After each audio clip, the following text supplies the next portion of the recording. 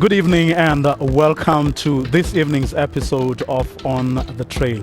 My name is Vuyo Mvoko. Now on the show tonight, we speak to the IEC about outstanding issues ahead of Wednesday's poll. And with a day to go before voters cast their ballots, President Jacob Zuma speaks his mind on Ngandla, the media, and the threat of violence in certain areas.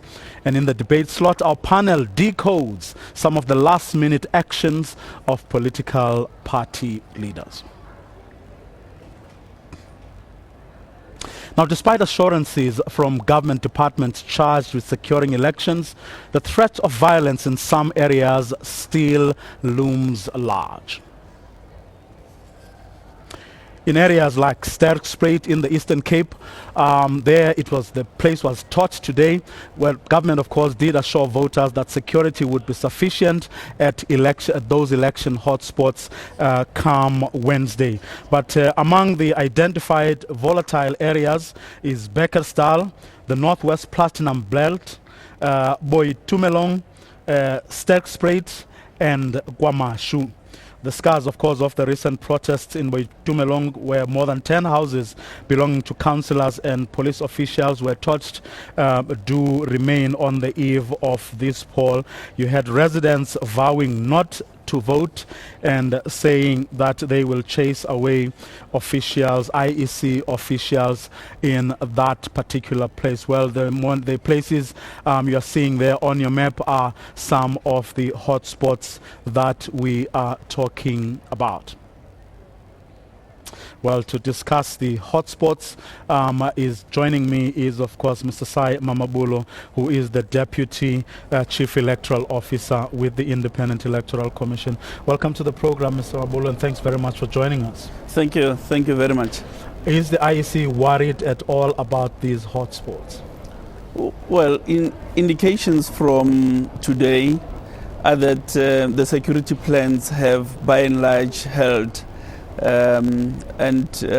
are comfortable with what we've seen today.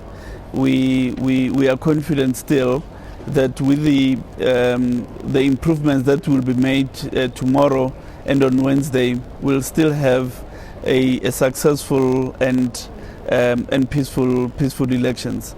In areas such as Bekkersdal, there were no incidents, as was the case largely in Sterkspruit, despite the torching that you referred to. In areas such as Malamulele, we really had a very quiet day, although in that case one must mention that the incidence of special votes was not profound. We've had a bit of challenges in one voting station in Maruleng, Limpopo, where our voting material was destroyed. However, the ballot papers were secured at that voting station. Overall, a very good start. Challenges, yes, here and there, but the security recovery was good.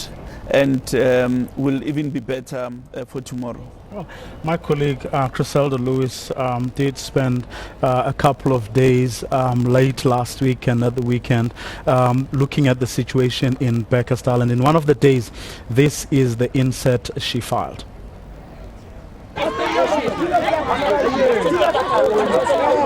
Political intolerance.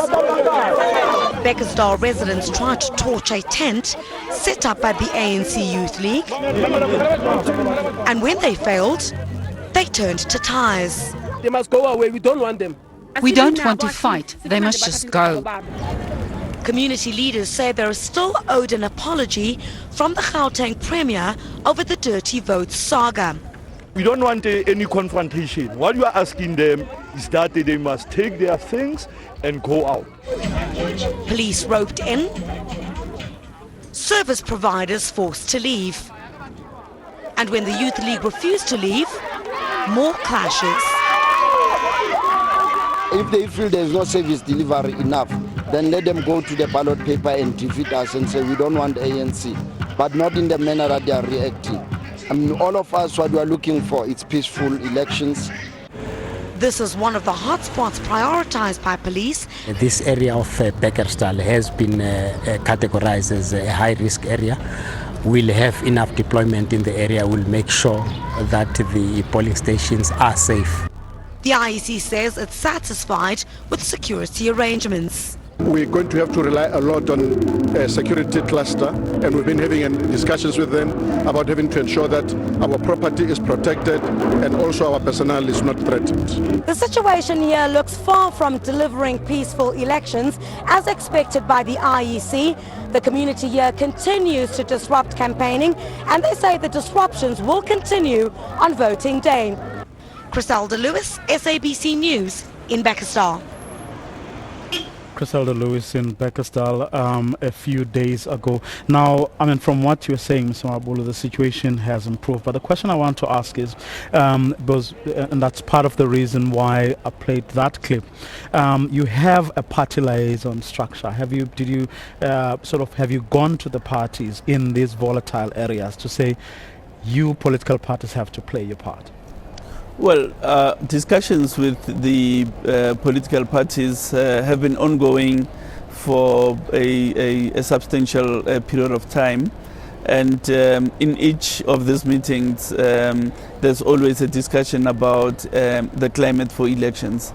The commitment we have, certainly on the side of parties, is that they will play their role by encouraging their supporters to open up the space for free political activity. Just talking about Bekkersdal, a commitment in discussions between our officials as well as the official community leaders was that they would allow the voting process to continue. The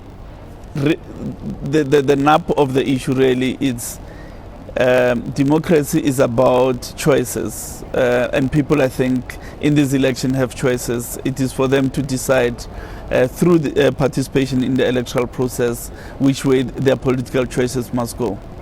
Well, President Jacob Zuma was, of course, asked this morning. He was addressing a media briefing in Johannesburg, and he did share his thoughts about political intolerance. Let's listen to what the president had to say this morning when he was asked about political intolerance.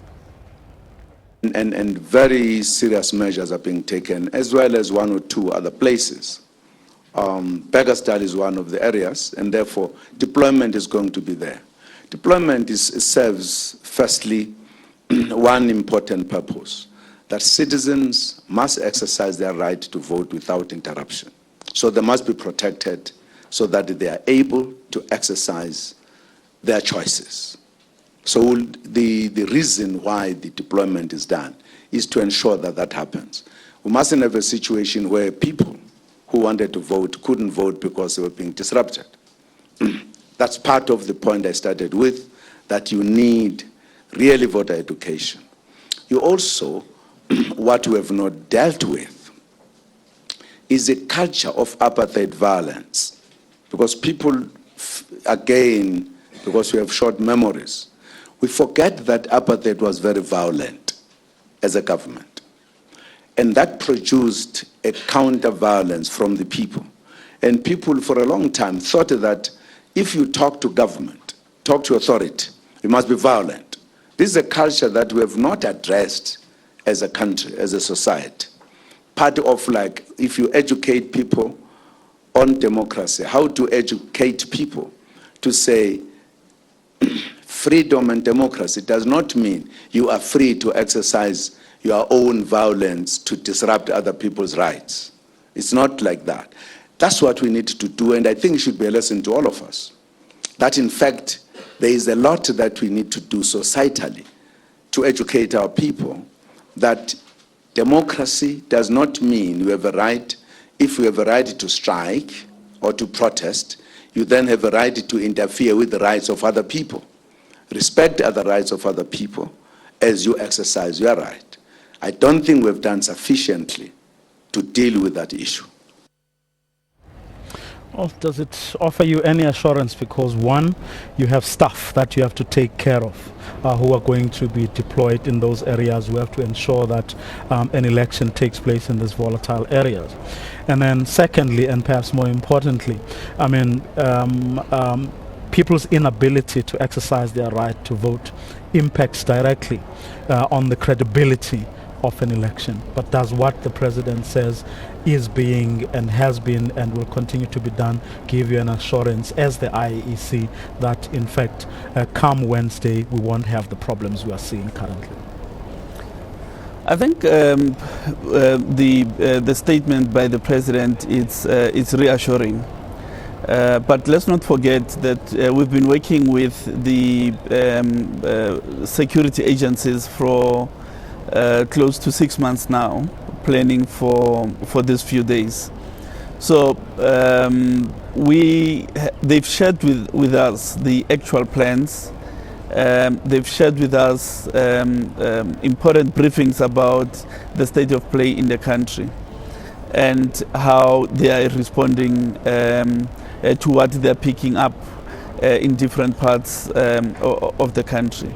And on the basis of the plans that are presented before us, we remain confident that despite a few sporadic problems in pockets of problems in certain communities, overall we will have a peaceful election in which South Africans will be free to make political choices, because these elections should be about a celebration of our democracy, a celebration, indeed a festival of our being as a democratic state. Thank you very much for sharing those thoughts with us, assuring the nation there, Mr. Mamabolo, the Deputy Chief Electoral Officer of the IEC, that the police have shared, in fact, indeed, the entire state security apparatus has shared their plans with the IEC, and from what they have seen, from what they have heard, from what they have read, they are confident that even the hotspots will indeed be taken care of. We're going to take a quick ad break. After the break, I'm being joined by our esteemed panel of analysts who will be talking us through some of the events of this day, but also the events that brought us where we are 2 days before Wednesday's election. Stay right where you are.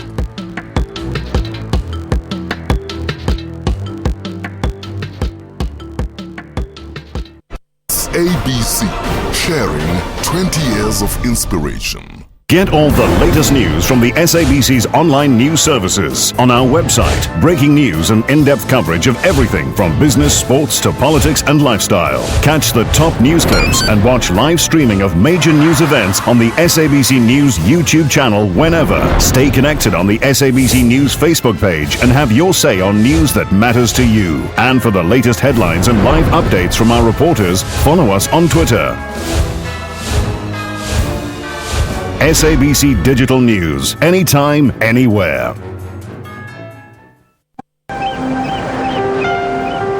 Typhoon Haiyan has made landfall in Vietnam days after it left thousands dead and widespread devastation in the Philippines. Chad Leclerc claimed 5 medals at the Japan leg of the FINA World Cup Series, 4 gold and a silver. Most importantly, it was a clean sweep in the butterfly events. The infamous Lady Gaga. What has she done this time? What has she done? She wears meat, she wears exaggeratedly high shoes. What has she done? She's come out in the world's first flying dress. That's Morning Live, daily at 6 a.m. on SABC News.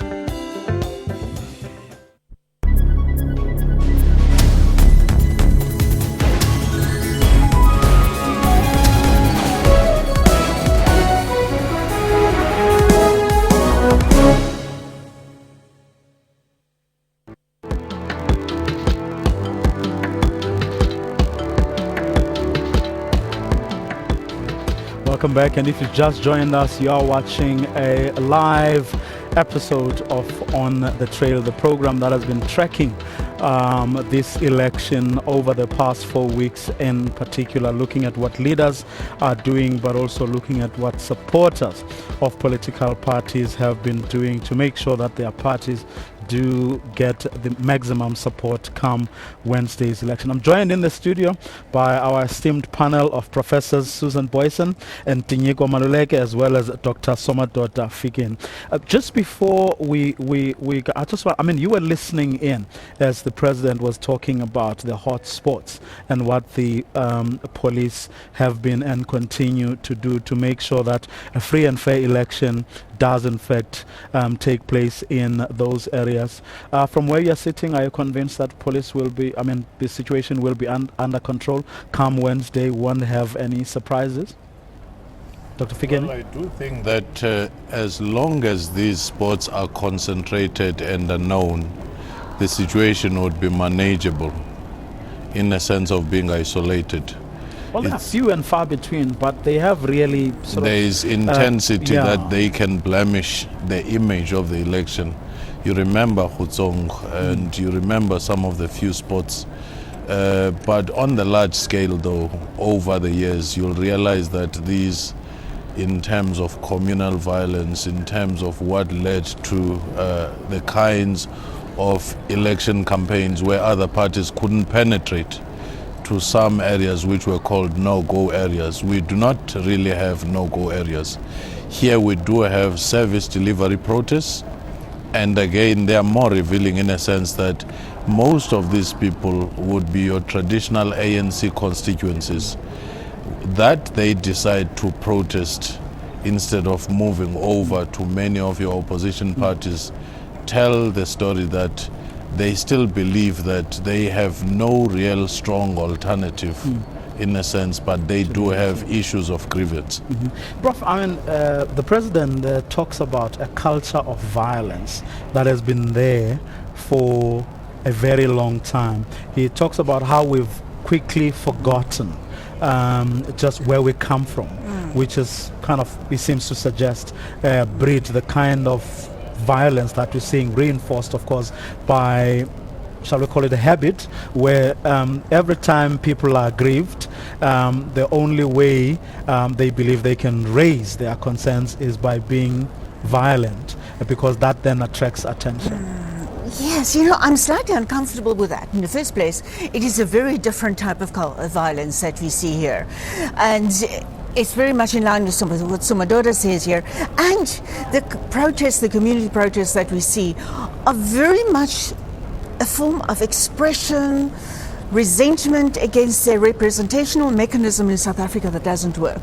These people see candidates, suddenly politicians appear in their communities. They haven't seen them, in most cases, for about 5 years. They see the candidates appearing, maybe even appearing in adjacent communities. They want to make sure their communities' grievances, needs are on the agenda again. Maybe even they might have had several forms of service delivery, might be receiving social grants, etc.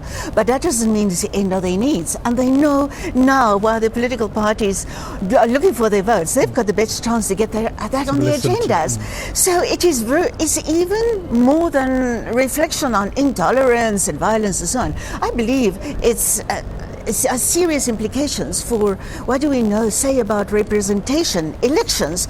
Who are we electing? People who are going to have close connections with their communities, going to be in their communities, not going to be doing party political business on so-called constituency days, constituency telephone in the office that's actually answered. If those parts of the representation, such an essential effect of democracy, actually work, I'm firmly convinced, and I see that in research, will have far fewer protests. Could this, Prof, be an indication that perhaps our democracy is not as deep as it probably should be 20 years after freedom? I think to the extent that you have violence as part of these protests, yes, it is an indication that our democracy is not deep enough. But I think if you look at them as a form of dialogue, the most blunt type of dialogue between voters and their parties, between citizens talk past one and their another in government. situations like those. Yes. it's dialogue all the same. It's an attempt to say something, to communicate something to the rulers. So it's a protest against their own party. Largely, this is ANC people saying we're not happy with this or that. But it is also a protest, I think, against the electoral system. Insofar as Susan was saying, you suddenly see faces of people who are going to represent you, whom you have never seen before. So there is a level at which they are asking questions about the electoral system. It's also service delivery, but I think service understood very broadly. It needs to be understood very broadly. It's not merely we don't have water or we don't have electricity to our houses. It's also we want our municipality and we don't have a municipality. It's those sorts of issues that I think are raised. Well, let's hope the politicians are listening and those who will win this election will take people's grievances more koptu than has probably been the case up until now. Well, political leaders, in fact, were up and about today tying loose ends. President Jacob Zuma, the ANC president, was among them. This morning he addressed a media briefing where he was asked about several things, including corruption. If you are a politician, you have got to deal with what people say. I just feel that our media, not our media, every media, at times they go overboard on matters. But not necessarily to me, they do it to everyone. It may be the question of the belief how the media operates. I've been critical about it, not on me specifically, because I've said, for an example, there are things in my view, these are my views, that you have got to think of as a journalist. If you are dealing with an individual who has a family, how far do you go to ridicule that person? What do you think the family members are saying? I mean, is that people are very tolerant? If they were not, they could take Nobkiris and Nobkiriu. I said, what are you saying to our father? I always think the media has to exercise some responsibility. Free expression and free media, but it must also carry responsibility. The respect, just the respect, is important. I argued at one point with media owners when we still had the problem of violence in KZN. I was saying to them, the manner in which you report, you actually perpetuate violence without realizing. Because if you show a mutilated body of Mkhize, and the Mkhize family see and would say, this was done by organization X, you are actually saying to these people, they must be angry, they must revenge. It is the manner of reporting that I'm critical about. And this is what you like to do. We had the biggest incident in the world where aircrafts went into tall buildings in New York. Many people died, but not a single body was ever seen. Mutilated body or burned. It was never seen. Well, President Jacob Zuma, they're answering a question on corruption. Well, our panel will discuss the points he raised there, but that's after this short ad break.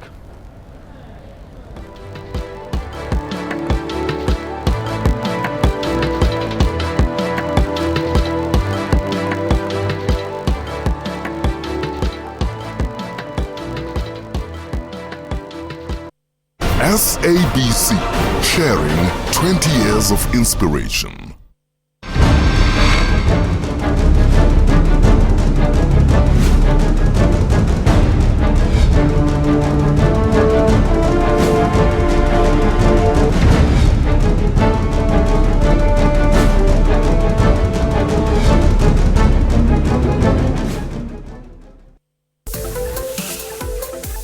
Good evening and welcome to yet another edition of Sports Live, the show that brings you the latest local and international news, live interviews with the who's who in sport. He's the first South African to wear a yellow jersey that was at the Tour de France this year. It's the first time that we get a boxer who's recognized by the Ring magazine as the best fighter in the planet. to visit our country. And he's very close to world record pace. And in fact, it is a new world record. When you cross the line, what went through one's mind? None of the four of us knew where it won. The scoreboard is always on the left, but all of us tend to the right. No, we just waited for the country to go down. RSA. That's Sports Live, daily at 8:30 p.m. on SABC News. Right at the back of the Drakensberg Sun Hotel is the beautiful dam, where you can canoe and take a leisurely boat ride for your enjoyment. The name of this dam is Lake Nkwaku. It's about 15 meters deep. That's Kaleidoscope, Sundays 5:30 p.m. on SABC News. Zoom into Africa. This is Burundi. The president is Mr. Pierre Nkurunziza. Burundi got independent from Belgium on 1st July in 1962. The population is more than 8 million people. One of Burundi's major languages spoken is French. Monetary unit is Burundi franc.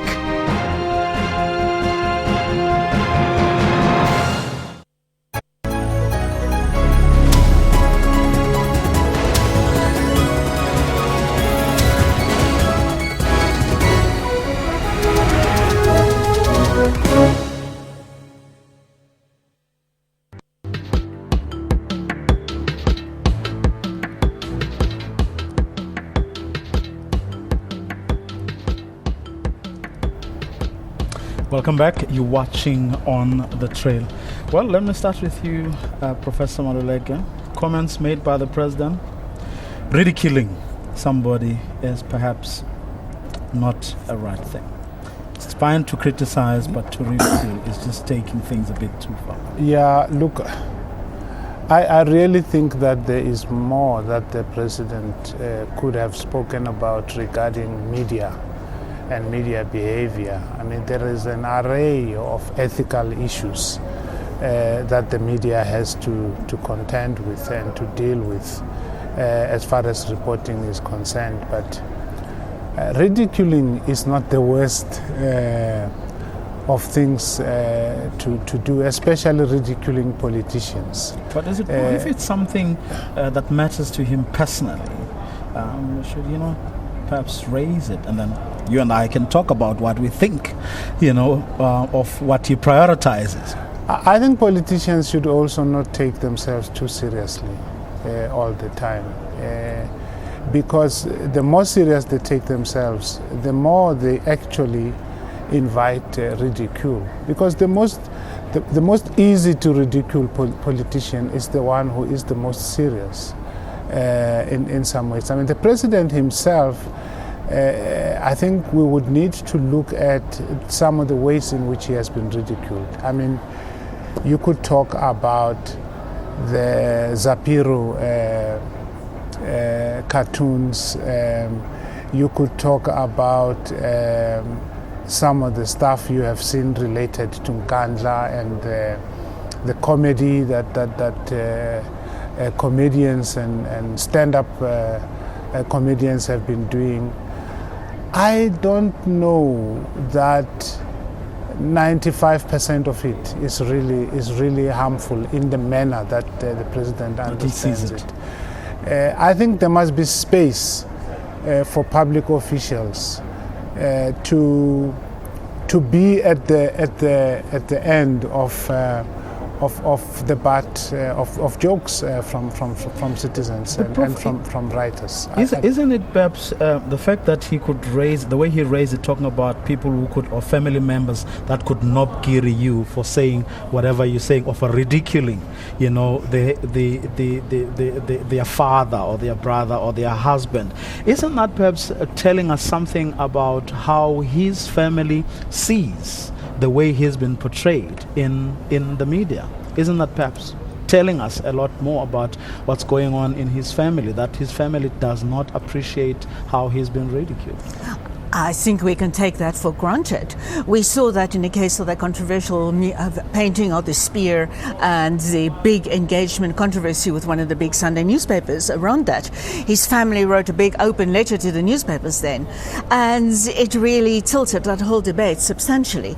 I think in this case, it comes across as if he rather is pulling this veil of personal hurt, and he uses his family. It almost seems. I'm not saying his family do not feel affected, but in this case it appears as if he's using his family as this veil of personal hurt to protect himself against the fallout around this. And I think another way in which he handles this, perhaps one can say inappropriately, is that he blames the media for far too much. If he looks at community research that is being done several places in the last year around South Africa, ordinary South Africans talk about this. They do not like the fact of what their president is said, how he is said to have handled public funds for the security part of the upgrades, not for entire residents, but for the security part of that. Ordinary citizens do not like that. So it is not just the media that should be blamed here.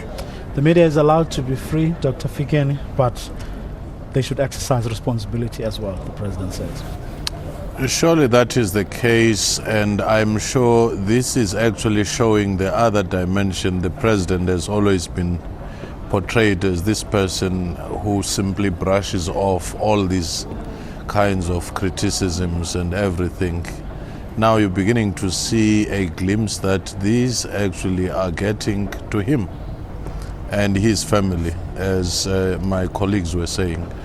But at another level, I'm not so sure whether it is an advisable thing for him to be speaking so frequently, sometimes even rationalizing these security upgrades, when at another level he would say that he never asked for them, he was too busy. At another level, he would present examples as to why it was so important. And he even mentioned, the rape of his wife and many other security breaches. Because if this is going to go for investigation, there are still some missing links that he speaks in a manner almost saying it was a necessary thing to do, may draw him into a trap that he may find himself in an awkward place to extricate himself from. The second part to this, I do think that because he's been so prone to so many of these stories, scandals, this and that, a moment of reflection to say, yes, maybe some people or middle class may have bias against me, but what am I doing to assist some of these perceptions so that I assist in reducing these possibilities of reputational risk? I think that kind of a reflective approach might go a long way to deal with some of these problems. But to say everybody else is the cause of these might actually be a problem down the way. Well, the president was also asked what he thought of how the media has been portraying him, and he had something to say around that. We're going to play you that clip after this short ad break.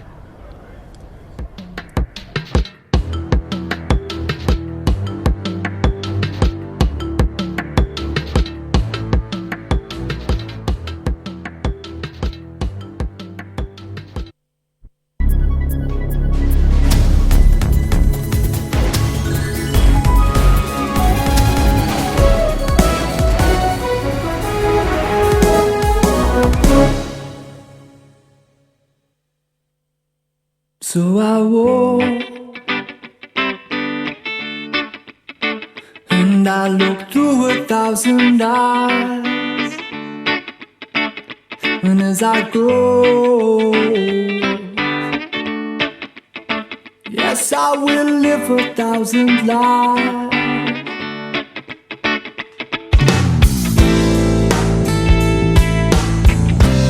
Somebody pick me up and drop me.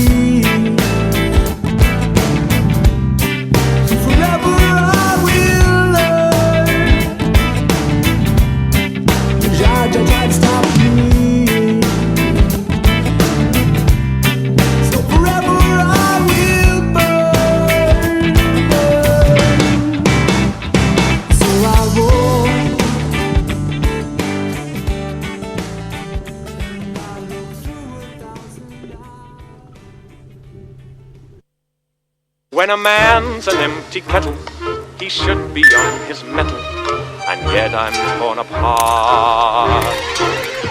Just because I'm presuming that I could be kinda human if I only had a heart.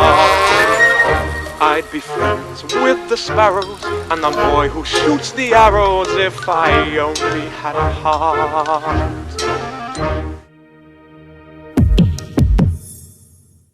The international advocacy group Human Rights Watch says millions of people in Harare in Zimbabwe remain at risk of waterborne diseases as a result of contaminated water and poor sanitation.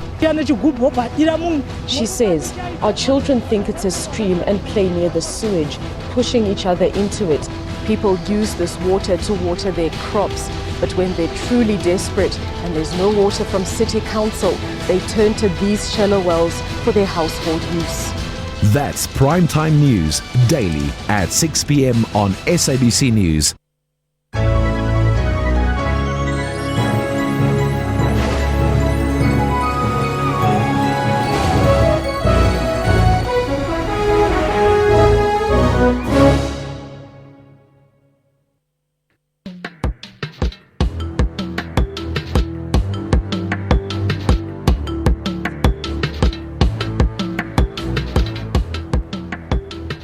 Welcome back, and if you've just joined us, this is On the Trail, the program that has been tracking the last leg of election 2014. Now, let's listen to this clip again from the media breakfast occasion that President Jacob Zuma had this morning. If you're a politician, you have got to deal with what people say. I just feel that our media, not our media, every media, at times they go overboard on matters. But not necessarily to me, they do it to everyone. It may be the question of the belief how the media operates. I've been critical about it, not on me specifically. Because I've said, for an example, there are things in my view, these are my views, that you have got to think of as a journalist. If you are dealing with an individual who has a family, how far do you go to ridicule that person? What do you think the family members are saying? I mean, is that people are very tolerant? If they were not, they could take Nobkiris and Nobkiriu. Said, what are you saying to our father? I always think the media has to exercise some responsibility. Free expression and free media, but it must also carry responsibility. Okay, so apologies for playing the wrong clip there. But just one last point on what he said, which is the same clip we're playing just now, perpetuating violence without realizing it. And he makes the example of the 9/11 thing where he says, here's this big thing that happened in the United States, but not a single body was shown. And should we not take, or South African media not take a leaf from what we saw in the United States? What do you think of that? I think that is the kind of point which I think is a valid one for digestion. It's a food for thought that he's putting before us, because sensational reporting can get out of hand, where we are made to watch people basically being killed, literally in front of our eyes. And also the showing of gore and blood and crushed limbs and pieces of limbs. I'm not so sure that is necessarily the best way of reporting stories. I think there are more creative ways of reporting stories. I do, however, want to say that some research has shown that it doesn't follow that just because people watched something violent, they are going to commit violence. It doesn't necessarily follow. Prof, I'm the cynic in me, and I could be wrong for what it's worth, is asking how the sort of ANC availed President Zuma to the media 2 days before the election to talk about, well, it's a question, I mean, that answer came from a question that he was asked. Yes. But to virtually open him up, to say, ask whatever you want to ask. And those are the questions. Among the questions was how the media, how he saw the media's portrayal of himself. Is there something we should read into that, into him being availed 2 days before the election? They could very well be. We know there are lots of people, at least a select group of people, that work very hard on presidential strategy and how it should be portrayed in the media. It could very well be that they saw this opening here on the eve of a big election, significant election, much symbolism associated with it, knowing that the polls are indicating a kind of big and uncontested victory, and knowing that President Zuma will probably be able to look back after those elections and say, look, my leadership was not an albatross for the ANC, and in this little vacuum that arose now, I think there could very well have been a very sophisticated, calculated strategy coming into it. Let's push him in now to allow him that space to open, because he doesn't often open this much, and it is not the typical, in many respects, a very often ruthless, calculated leader that was showing that kind of vulnerability today. But I also want us to move on to finish this segment to an issue which I'm sure you saw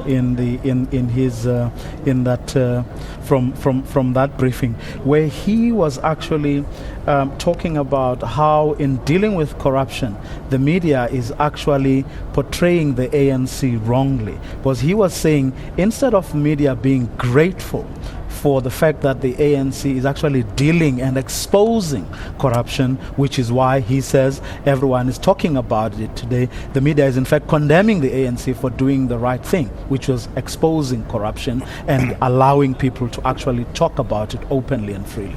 Well, it's actually more complex than that, and it has two sides to it. He may have a point in saying that the media tend to focus on public sector corruption, and it's muted when it comes to the private sector. Remember the construction company, the Tiger brand, and so forth, such that they paint corruption as being a synonym for government. But at another level, though, it would not be quite true that the media is simply amplifying what ANC has shown willingly. There are stories that the media has dug out, literally like which pulling the tooth, been hidden. Which otherwise Probably would have forever. been hidden. So it's a balance of those. Take the point that private sector, public sector corruption should be evenly exposed. But also that it takes two to tango. It takes two to tangle, and media has played quite a decisive role in numerous instances to expose what otherwise would not have been exposed.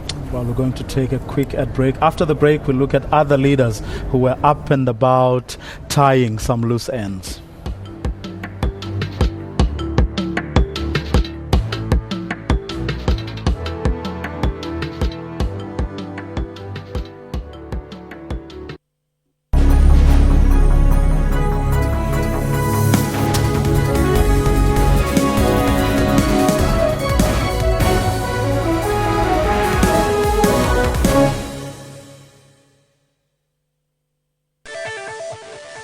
What time is it?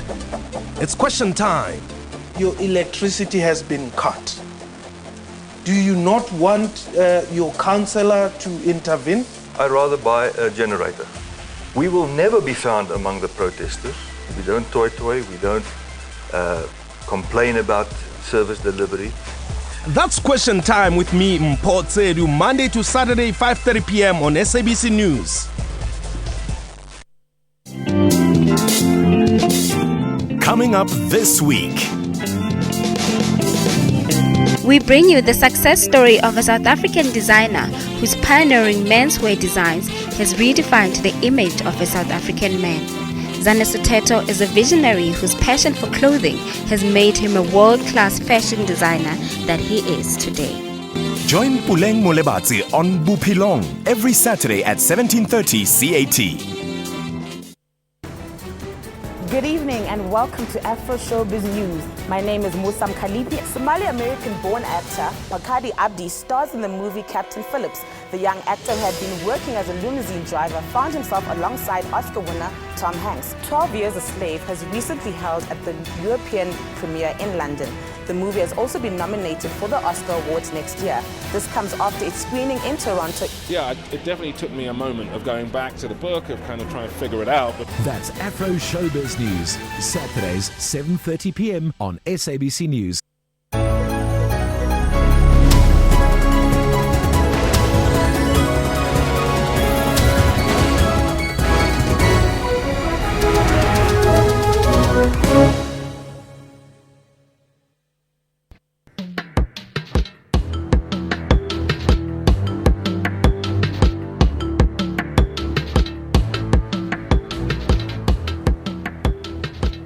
Well, it wasn't the president of the governing party who was up and about, only other leaders of other parties, especially, shall we call them, the new kids on the block, were also up and about tying some loose ends. EFF leader Julius Malema was doing some work, as well as, of course, we did speak last night to Dr. Mampila Rampele from Ahang, South Africa. And let's take a listen at some of the two clips we're going to play you from both leaders and ask our panel whether they tell us anything about what these leaders are up to, what matters to them, and in fact whether they will make any significant inroads in this election. A house call just before elections on Wednesday.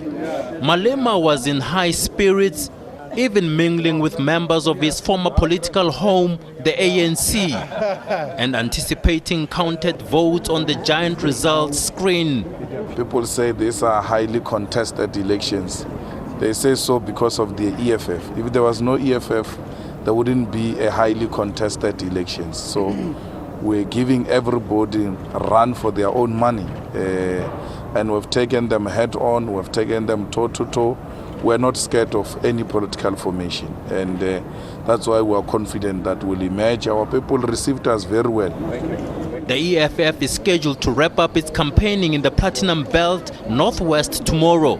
Tomorrow, I mean, in the Impala area where the mine workers are on strike, and in the area where they banned the ANC office, just to go and understand, we'll do a door-to-door there to appreciate what are the concerns of the people there, and then we'll go to Vanerkot. That's where we'll then have the last public engagements with our people, then proceed to Limpopo to go and vote at home. He expressed concern over reports that voting material was found in the Western Cape and Free State. In Free State, in Harib this morning, the EFF found the IEC material hanging around there without anybody attending to those material. The IEC says it's unaware of the Harib incident, but is investigating. The issue related to the material in the Western Cape was reported late on Saturday. Acting with the South African Police Service, we retrieved that material. We've done a reconciliation, and all material is within our hands, and we are comfortable that nothing is unaccounted for at this stage. So we are quite comfortable. The allegations related to missing material in the Harib, we've not been able to establish the veracity of those allegations, but obviously we are looking at it. But our reports at this point at least is that nothing is out of our hands. The IEC says it's also keeping an eye on the hot spots. It is possible that moving into these elections, we are still going to find some kind of difficulty in some of those areas and other areas as well. But what we are confident about is that everything has been put in place to deal with those kind of issues. You may be aware that we've been having conversations with the communities in those areas through our conflict resolution committees and panels. And in addition to that, the leadership, particularly from the side of the political parties, have also been trying to find some solutions with those communities. So we are hoping that these kind of efforts are going to bear fruit, and that we are going to have minimal disruption to our activities. Among the volatile areas, Majakaneng in the northwest, Bekkersdal in Gauteng and Sterkspruit in the Eastern Cape. Njanje Chauke, SABC News, Pretoria. Not at all, because we launched Ahang last year, February, saying we want to be a champion of the realignment of politics in South Africa. We continue to talk. We're not only talking to the DA, we're talking to the UDM, we're talking to other parties, because we believe that South Africa's problems are such that we need collaborative politics. Politics that will bring the different strengths of parties together to again have something that approximates a government of national unity. So we can solve the complex problems of South Africa through this collaborative process. We are pursuing that path, whilst at the same time establishing Ahang as a credible player. Dr. Ramphele, we've run out of time, but I want to ask you two things in conclusion. One, it's whether you have any regret about any of the things that you've done so far, and whether in fact you believe what many people have been saying, that if there's one person who started very well and had all the support they could muster, but ended up disappointing the people who thought so, it is actually you. Well, it's always easy for people to criticize. But what I can say is that starting a new party is not easy. Ahang's difficulties arise out of the fact that we operate in an environment where the main players, the citizens, haven't had the benefit of civic education. So we spend a lot of time engaging in the basics of what it means to be a voter, the fact that you have the power, your vote matters, your vote counts. Instead of people burning stuff, they should be protesting in a way that shows them to be the owners of South Africa, that those community halls belong to them. And that is what's missing in our politics. Our politics excludes civic education in our schools, in our workplaces, in the places of worship. And that is one of the the things that actually dragged us down, because our language, our talk, our approach to politics. Well, Dr. Ramphele, they're talking to us about how the campaign has been, but also whether she agrees with some view that actually if there's one person who disappointed a lot of people in this election, it was her. Your take, Prof, here, both new kids on the block, but ending this election on, shall we say, different notes. Oh yeah, definitely. I mean, you say two kids on the block, only one of them is a real kid. I think there is no word better than the word disappointment to describe Ahang. I mean, it started with such promise. I was there when the platform was announced.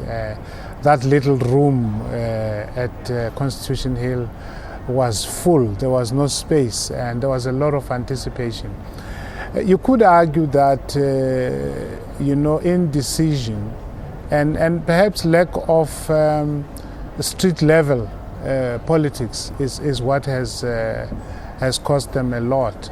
The flirting with DA, in fact, in and of itself was not important, but it did indicate how deep-seated the low self-esteem of Ahang is. Let me use that. But I think in the eyes of the voter sees Ahang as a political personality with low self-esteem. And I think that's what went wrong. They don't have not been able to make the emotional connection. And that's what you see from the EFF. EFF have managed to make that emotional connection, not with everyone, but with the people who they want to vote for them. The ANC has got a very deep emotional connection with millions of South Africans, which is very difficult to dislodge. Ahang is not making people turn their heads, because emotionally, no one really feels connected to them. Would you say, Prof, it's the story of a sort of definitive guide on how not to approach an election for the first time? Absolutely, in the case of Agang, where a great individual with high social status and some good, relatively good book, interesting books behind her name, that she equated her own personal appeal with being a political party. And in the end, we'll probably see the results of that. She will be in Parliament, maybe one or two other people if things go really well for her, but that is not a political party. That's a road to self-destruction. And she realized that, tried to make an alliance with the DA belatedly after about a year before that, having been offered a position with them, didn't take that, thought there are better things for her. But yeah, and I think we see the essence of a problem in that interview we did with her yesterday. She, in a way, insults South Africans, say they don't know about citizenship, they haven't had civic education. They learn on the streets of South Africa every bit about civil education, about democracy, how it works, and that does not work. And I think that is what Julius Malema and his EFF understand so very well, making exactly that emotional connection to enable them to move into space that might have been occupied by the DA otherwise, and definitely eating into ANC support. Okay, Dr. Fiken, we'll run out of time. I think we have about 30 seconds. Agang and its leaders seem to have taken the high profile that she has for granted that it would translate into a political capital. And secondly, she had an academic approach to a political problem. And the EFF? The EFF, streetwise, connecting on the ground, but the only problem is that the people who would most likely support EFF are disenchanted with the system.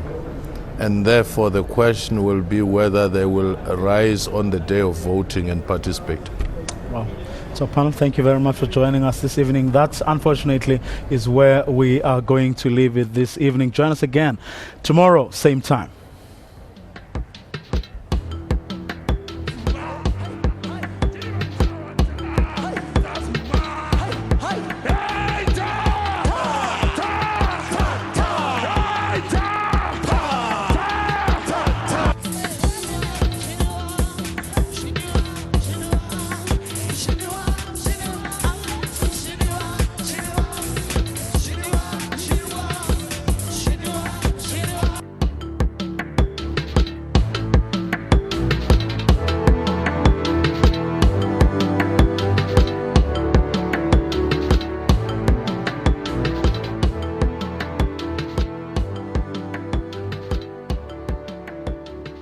Yes.